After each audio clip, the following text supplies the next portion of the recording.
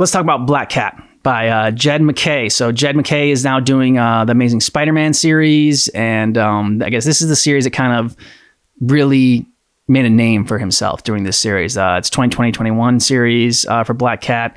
The first issue starts off with it's a tie-in for King of Black, and that is a series that I'm not familiar with. It's been one that I've been told to check out that I would really enjoy, but I just haven't got around to it yet. It is going to be a little bit pricier for me to get because I like to collect the issues and like to read the actual comics than getting like the omnibus. I will have the links for all these in the description of this video. You can go ahead and check out the omnibus if you want to, and and pick it up from Amazon, and that helps the channel as well because I'll get an affiliate fee for that, but it doesn't cost you any more money. So don't worry about that. All right. Anyways, enough of the sell. Let's go into the issue. So the first issue is super fun for this. Even though I didn't know anything about King of Black series, I just love the Black Cat vibe that it has to it.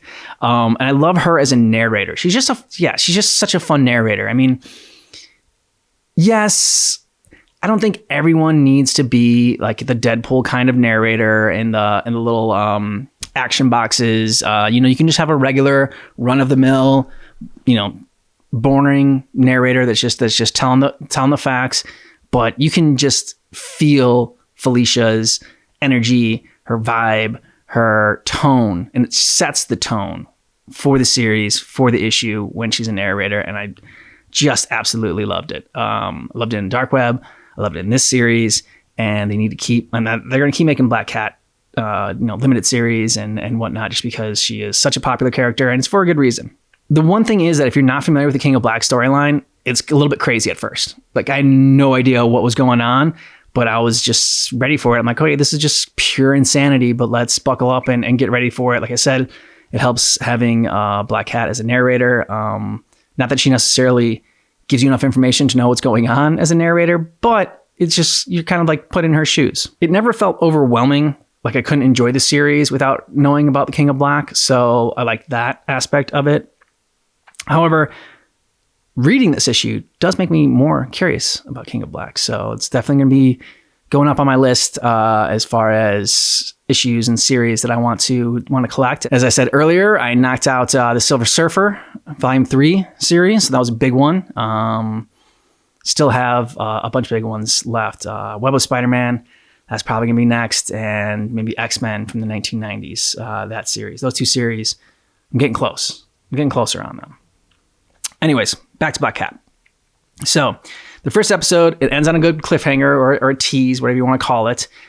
And this line is just so badass, and it just sums up Felicia so well. If I die, at least it'll be how I lived, outrageously. Ooh, that's beautiful. That is a beautiful piece of writing, and really sums up her character well. And yeah, it's just a badass line. I love it. And I love Felicia. She's a sexy badass, and I'm not going to apologize for loving that. So the first two issues end fantastically. There's lots of fun Easter eggs in her with different modes of transportation, shall we say. I don't want to say too much about that because I don't want to ruin the fun for you in case you check out. So I'm being a lot vague here. But there's a lot of fun little Easter eggs in there that I think you'll enjoy if you're a Spider-Man fan, if you're a Black Cat fan. Now, issue 3. This is where we get what separates Felicia from other femme fatales. And it's her heart. I know it sounds cheesy, but it's true. So she's more than just a sex kitten. And that's what makes her even sexier. We get some backstory on her here, and most of which it's just a recap for those already in the know. So you're not going to get really new information on her backstory. But if you're not familiar with Black Cat, that's why this is such a great series to pick up, is because it's going to go a little bit more into her backstory and in a fun and creative way, while also showcasing her heart. So this issue was one of my favorite in this limited run series. And I think this is just a great place. Like I said, Silver Surfer Rebirth was a great place to start if you want to read about Silver Surfer. You want to get to know Silver Surfer a little bit more, but you don't want to invest a ton, into a huge series like Volume 3 and collect 150 issues. You just want like 5 issues. Let me get the basics of Silver Surfer. Why do people really like him so much? Silver Surfer Rebirth. That's what you got to check out. This for Black Cat. If you want to figure out why people like her so much, check out this series, Black Cat. Right then and there, I kind of what is this? Put the cart before the horse, or I definitely didn't bury the lead there. I just kind of told you what my recommendation was. I'm already going to recommend you pick up this series. So yeah, if that's what you were looking for and you just wanted to know whether or not I recommended this series, then there you go. You don't have to listen to the rest of this. All right. Enjoy the rest of your day. But if you want to hear the rest of my review on this series and you're not quite sold yet, then let's get back into it. Issue 4 focuses on Queen Cat, who is Lily Hollister. This character I'm not familiar with. For those of you that know, I read comics like in the 90s and then I kind of stopped after that. So anything in the 2000s, it's been a while. So I read issues as a kid, basically. And then stopped after, I was like, probably, I don't know. When I look back at it, there was like probably like 5 years that I collected comics, actually. Like I thought about it and I was like, maybe there were times, that I would go back and dive back into it here and there. But like to seriously collecting comics, probably, I don't even know if it was 5 years. Maybe it was only 4 years that I seriously collected comics. And the amount of comics that I collected, damn, you can collect a lot of comics in 4 or 5 years. So when you're a kid, man, and you just spend all your allowance money and everything like that on and all your mowing the lawn and doing chores and working, yeah, that's spending all that money on there. All my Dairy Queen money. When I first worked at Dairy Queen, that was my first job, working at Dairy Queen. Anyways, I'm getting way off topic here. Issue 4, back to Queen Cat, Lily Hollister. Like I said, I'm not familiar with this character, so this issue wasn't that interesting to me. It's trying to set up an arch rivalry between Black Cat and Lily Hollister, but just like Queen Cat can't compare. I'm sorry, I was not impressed, and maybe this could work, but I was not interested in this issue until the Black Cat showed up. Once Felicia showed up, okay, yeah, all of a sudden I'm interested in this issue, but she didn't show up until the end of it. So yeah, but when she does show up, she left me with a smile. Now, issue 5. This begins The Gilded City.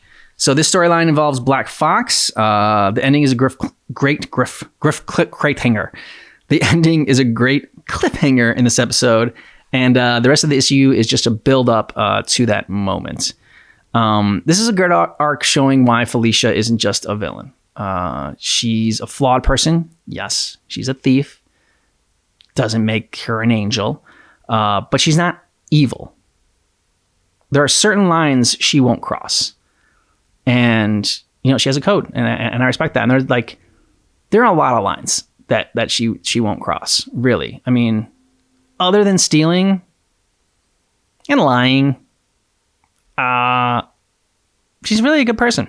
I mean, I know those are two kind of big flaws, but hey, it's just that's who she is. You gotta love the good with the bad, right? Now, I'm not gonna lie.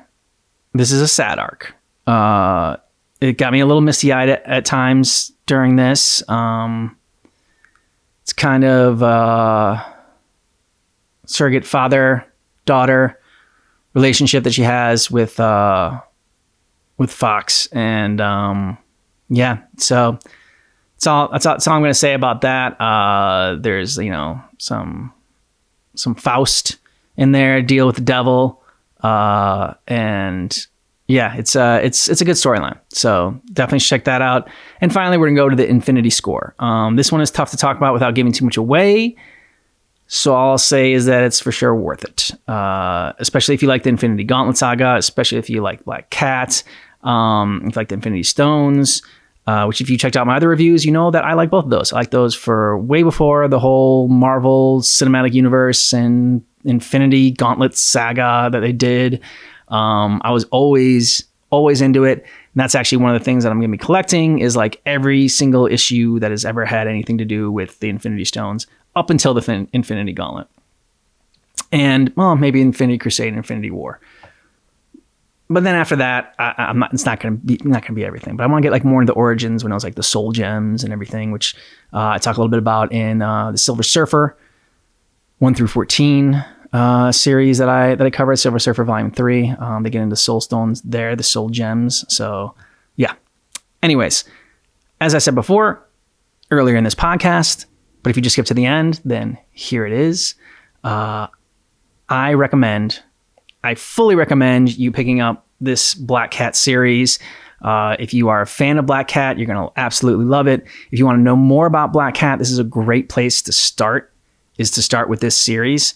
And you can get the omnibus, which I do believe includes the Infinity Score in it as well. So quick reads, really fun. Definitely check it out. Thanks so much for checking out this video for Black Cat. Thanks so much, and I will see you next time on Why I Collect Comics.